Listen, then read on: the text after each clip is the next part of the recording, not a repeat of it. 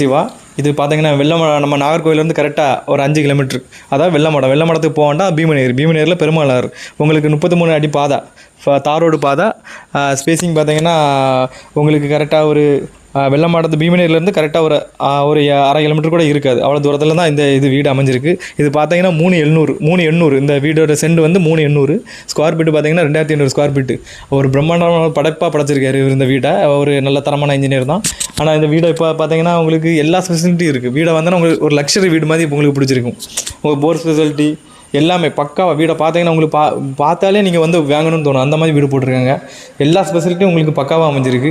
உங்களுக்கு ரேட்டு என்ன சொல்கிறாங்கன்னா, ஃபைனல் ரேட் என்ன சொல்கிறாங்கன்னா 1C சொல்கிறாங்க. நமக்கு கொஞ்சம் அட்ஜஸ்ட் பண்ணி முன்ன பின்ன பேசிக்கிடலாம். அது உங்களுக்கு பிரச்சனை இல்லை.